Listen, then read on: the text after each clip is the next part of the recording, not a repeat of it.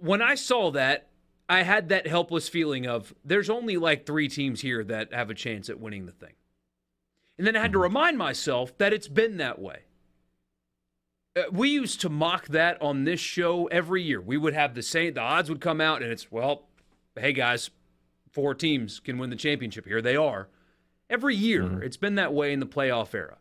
If you can believe it, Ohio State winning the first college football playoff, Ohio State was an upset. That was surprising because of the quarterback injuries. That's where we are. That's where we have been in college football. It's the same 4 or 5 teams every year can win. And that hasn't changed, and that hasn't gotten any worse. If you listen to us every day, you heard a couple months ago now that the recruiting has actually spread out ever so slightly in this era. So nothing really has changed in terms of haves and have-nots, and the big programs are going to get all the players. They always already did. They always had the best odds. They always won all the championships. Pre-NIL, post-NIL. It's the exact same thing.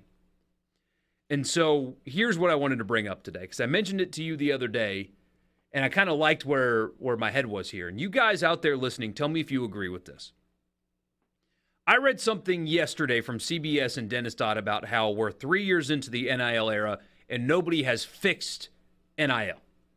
And you had all the contingent go up to Washington to lobby Congress, and guess what? That went nowhere because Congress intentionally doesn't want to do anything to help you in your daily life. They're sure not going to help college football either. I think that's the wrong thing to try to fix. When everybody talks about how NIL is out of control, the money is out of control, I think that's the wrong thing that's out of control. I think it's the movement. And if you stopped the movement, the money wouldn't bother people. I was thinking about Ole Miss in this capacity. Quinshon Judkins. Kind of under-recruited relative to his obvious ability out of high school. Alabama didn't pursue him. Auburn did late, and they were kind of like, we're too good for you in his recruitment. Lane Kiffin wanted him, got him. Had a heck of a first year. Led the SEC in rushing, all that. Immediately thereafter, basically everybody in college football tampers with and tries to get him. But Ole Miss ponied up a bunch of money and gave him he's under contract. That's what all of these are. He's got a fat contract to keep running the football for Ole Miss. Guess what's going to happen after this year, too? The exact same freaking thing. And you know where that doesn't happen? Professional sports. When the Dallas Cowboys signed Dak Prescott to that big contract at the time, guess who didn't have to worry about their quarterback anymore? The Ravens, they just went through this. Ravens fans just went through it. They were so worried about Lamar Jackson leaving. And then he signed with the Ravens. Big contract. And guess what they don't have to worry about anymore? Lamar Jackson leaving. It is not good for fan health to worry about their best players leaving on an annual basis. I don't think the overwhelming majority of people give a crap about the money. I think that's secondary. Some people do. Some people really get bothered that college athletes are making money, and they always will. But I think the issue is the right issue is not being tackled. The fact that, and it's not the player's fault, the fact that Quinshon Judkins can go right back a year later and say, my contract, the gigantic contract that you guys gave me, highest paid player on the team, not enough anymore, double it. Because guess who's going to double it? Alabama. They'll double it. Auburn will double it. So you have to too, or else see ya. That doesn't exist in the NBA. That doesn't exist in Major League Baseball. It doesn't exist in the NFL. And the money's greater there. But I promise you, Ole Miss fans could stomach how much money Quinshon Judkins is making if it locked him into Ole Miss for more than just 1 year. Am I wrong? First off, you tricked me. Yeah, I thought we were going to talk about college football, and you tricked me. Just want to point that out. I did a little bit. This is another NIL discussion. We can get back to that. I don't disagree. I don't disagree because, and it goes back to recruiting, right? Like the word commitment is such a terrible word to describe what happens in the recruiting process because commitment means you're committed. It's over. And yet you see guys who they're on their third and fourth commitments. Yeah. Like I feel bad for your girlfriend. So I get it. Yeah. And you're right. There are some people who are just like, I don't want them getting paid, which is just silly because they've always been getting paid. And at least this way it's come to the light of day. And some good can come of it. Think back to last year with Will Rogers. Had an NIL deal that raised $36,000 for Make-A-Wish. Yeah, that's a good thing. But it is like, especially when you're a school like Ole Miss or State. Alabama doesn't have to worry about it as much. Georgia doesn't have to worry about it as much. But if you're State or if you're Ole Miss and you have a Quinshon Judkins, yeah, it's a legitimate concern, and it shouldn't be. It shouldn't be. I agree that is unpalatable to the average college football fan. And I sympathize with that totally.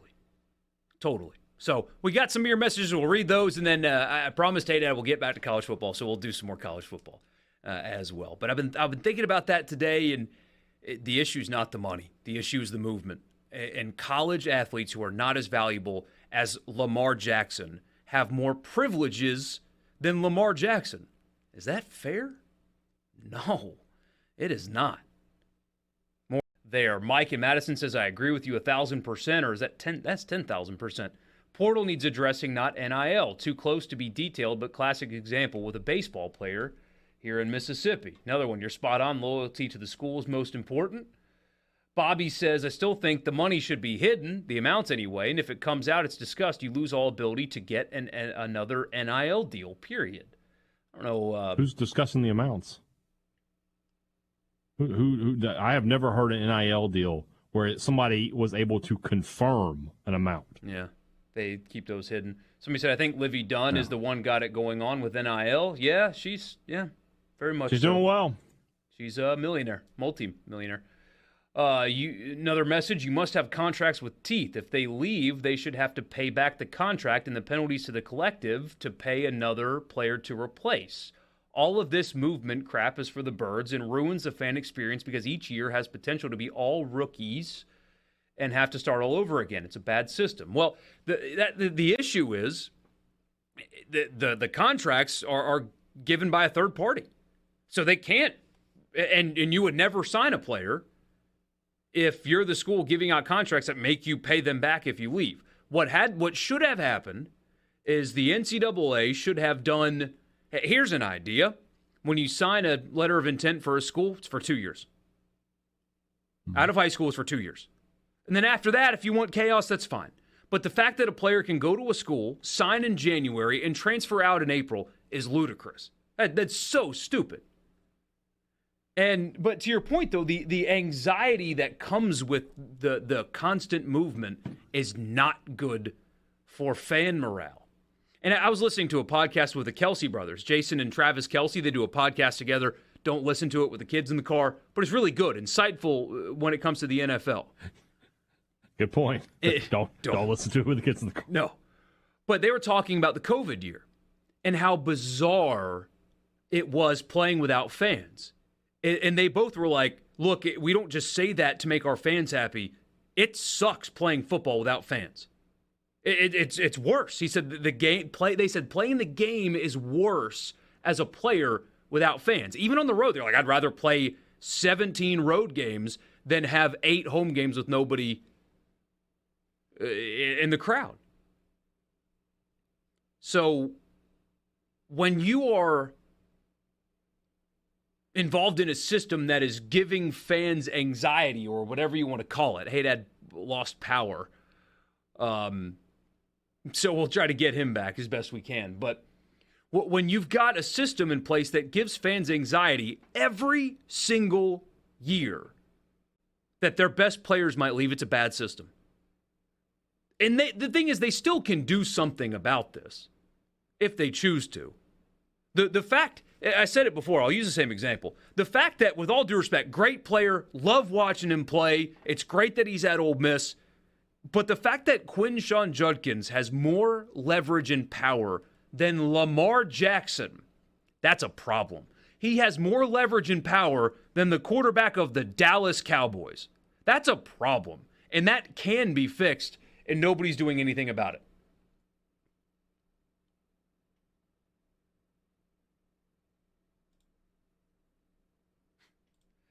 Need to go to a draft. You can't, though. That's the issue, is you can't go to a draft because you can't tell people where they're going to college. Bobby in Batesville says, if it's not discussed, how could another team offer double without knowing what the amount is they're doubling? Because the players tell them. They're just not public information. Teams don't have unlimited money to just say, I'll double it, so a team may come in and offer an amount, but numbers are discussed. Yeah, that's all. They find out what the player's making. Yeah, ask them. Or just offer what they think is more. I mean, it's not hard to learn through the back channels what players are getting. It's not hard to learn. College kids aren't exactly, the best at keeping secrets. And the thing is, they want to use the leverage. They want to use it. They want other schools to know what they're making so they can start upping the ante. Can't continue like that. I'm perfectly 100% all in on players getting money. Legal adults should be allowed to get paid for doing whatever they do. You should be allowed to get paid for it. But the fact that contracts don't exist, real contracts, is truly bizarre. Mike, you are right, and that is true. And you've got that system going on in this state, that the smart collective structure their deals to be paid out monthly. That is true, but they're not binding. They're only binding one way. How many good contracts are only binding one way? Not many. Hey, that's having fun with me on the video feed, because when he loses power, the video still holds, just not the audio. So he's pretending like he's talking to me. It's kind of funny. I'm going to have to wait to the break, though, to try to get him back. So if you want more Hey Dad, you got to wait another 3 minutes before I can cycle the power and hopefully get him back on. Otherwise, you're just going to ride with me for the rest of the day, and that's okay. Do I think Dak Prescott leaves state if there's NIL when he played? I don't think so. And that's something that you do have to remember. Not everybody leaves. Your roster is filled with 85 guys. 85 guys aren't leaving. Will Rogers was contacted by another SEC program. Another SEC, tried to be anyway. I don't know if Rogers himself spoke to the coach himself, but there is an SEC West program that tried to get in contact with Will Rogers. He stayed at Mississippi State. There are more examples of players staying than there are of players leaving. Judkins stayed at Ole Miss. Jackson Dart could have gone somewhere if he wanted to. He had multiple options. If I'm being honest with you, chose to stay. More players choose to stay than leave. That's something you got to remember. The guys that leave get all the headlines, but they do stay more often than leave. But the anxiety of they might leave is an issue to me. Another message, agree with the 2-year commitment comment, but would add that you only get one transfer. If you're going pro and are that good, you're probably leaving after 3 years. Anyway, Kenny, in this, you're spot on. Kenny says, for me, it's a player transferring before even seeing a snap. That just simply, it's just ludicrous. It is. And professional athletes don't get that luxury. They don't. Somebody says the other guy ain't good anyway. Take it solo the rest of the way. One of these days, I'll be able to kick Hey Dad off of this show permanently. But today is not that day. I think he hears me. I can't hear you. So, no, I cannot. But he can hear me somehow. That's interesting. We'll figure that out. Hey, Dad, I'm going to reset the tie line at the break is what I'm going to have to do. I'm just going to have to reset the whole thing. If Dart transfers, he has to sit. Not true if he gets a degree, which he will by the end of this year. Is it not just the free market at work? It is. It is. But there are restrictions in sports, professional sports, That exists. There are, I mean, you sign non-competes and things like that. I've got a buddy that had to sit 6 months through the end of a non-compete before he could take another job. People in our industry sign multi-year contracts with their employer. I've got a buddy that does radio in another state, signed a 3-year deal. He can't leave. He's with that company for 3 years. And if they fire him, they have to pay him out the full length of the contract. And if he leaves, he has to pay them out the full length of the contract. He's bought in with his employer. So that exists everywhere, but especially in sports. Mike's